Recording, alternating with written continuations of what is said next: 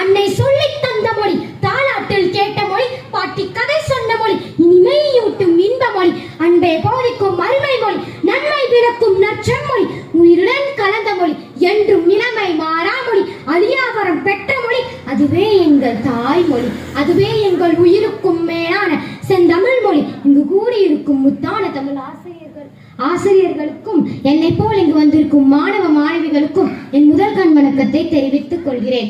என் பெயர் லோ பிரமிளா. நான் வியர்வேனை பள்ளியில் 8ஆம் வகுப்பு படிக்கின்றேன். நமக்கு கொடுக்கப்பட்ட மிக சிறப்பான தலைப்பு உடல் நலமே உன்னதம். உடல் நலம் என்றால் என்ன? உடலை நலமாக ஆரோக்கியமாக வைத்துக் கொள்வதுதான். ஆனால் அதை நாம் யாரும் கடைபிடிப்பதில்லை. ஏனென்றால் துரித உணவுகள், பீஸா, பர்கர், எண்ணெய் பண்டங்கள் போன்ற உணவுகளுக்கு ஏதும் உலகம் ஓடிக்கொண்டிருக்கின்றது. அதனால் 40 வயதிலே சுகர், கேன்சர், பிரஷர் போன்ற கொடூரமான நோய்கள் நம் உடம்பில் வந்து விடுகின்றது. இந்த நவீன காலத்தில் அலைபேசிகள் இருக்கின்றது. அதில் நாம் நினைத்தால் எந்த உணவையும் வீட்டுக்கே வர வைக்கலாம். அதுபோல்தான் நோயும் நம் உடலுக்கு வந்து விடுகின்றது.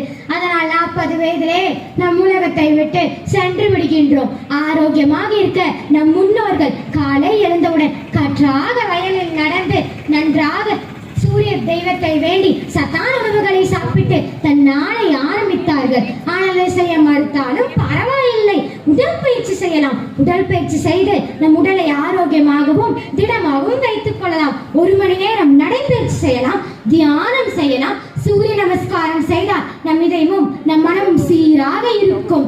இந்த மாசுக்கள் நிரம்பிய உலகத்தில் நாம் சுவாசிக்கும் காற்றும் கூட ஒரு மாசுதான். மாசுக்கள் இல்லாமல் சுத்தமான காற்றை சுவாசிக்க என்ன செய்ய வேண்டும்? முதலில் ஒரு ஊரை சுத்தம் செய்யலாம். அதன் பின் மாவட்டம், நாடு என்று போய்கொண்டே இருந்தால் நம் உலகம் முழுவதும் சுத்தமாகிவிடும். ஆரோக்கியமாக இருக்க 2வது வழி என்ன? நெகிழிகளில் தண்ணீரை குடித்து கண்ட இடங்களில் போடுவதை தவிர்த்து விடுங்கள். 3வதாக அழகாக இருக்க வேண்டும் என்று மரங்களையும் செடிகளையும் அழித்து விடுகின்றோமே, அதை தவிர்த்து விடுங்கள்.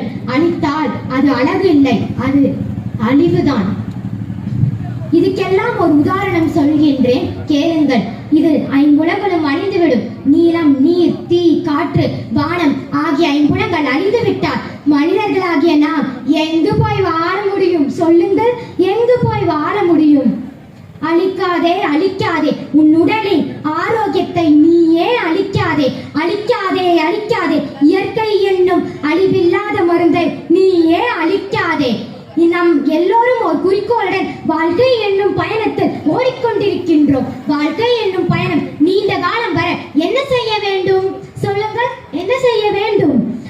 உடல் சக்தி இருக்க வேண்டும், உடல் பயம் இல்லாத உடல் இருக்க வேண்டும். இதற்கும் தலைவனாக ஒருத்தன் இருக்கின்றான். உடல் ஆரோக்கியம், ஆரோக்கியமாக வாழ்க வாழ்க வாழ்க.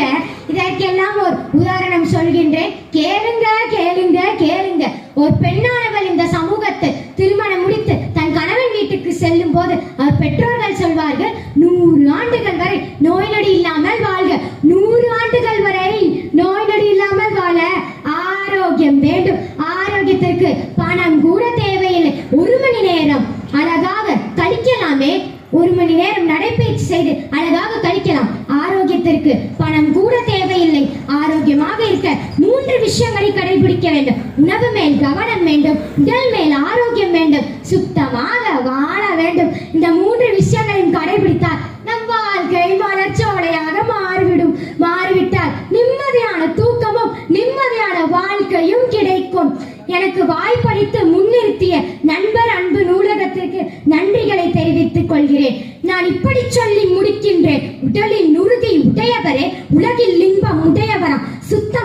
சுத்தம் உள்ள இடமெங்கும் சுகமும் உள்ளது நீயதனை நித்தம் நித்தம் பேணுவையே நீண்ட ஆயுள் பெறுவாயே என்று சொல்லி விடைபெறுகிறேன். நன்றி. பிரமிளா பேச்சு போட்டிக்கு வந்தாரா, இல்லை பேரணியை முன்னின்று நடத்த வந்தாரா? அப்படி ஒரு முழக்கம், அப்படி ஒரு ஸ்லோகம், அழிக்காதே அழிக்காதே என்ற ஸ்லோகங்கள் மிக நன்றாக இருந்தது. யதார்த்தமாக பேசுகின்ற இந்த சிறிய வயதில் எப்படி நீங்கள் பழகிக் கொண்டீர்கள்? வருங்காலம் மிக சிறப்பாக இருக்க போகிறது. இந்தியா விரைவில் முன்னேறும். உங்களால், உங்கள் போன்ற இளைஞர்களால் நிச்சயம் முன்னேறும்.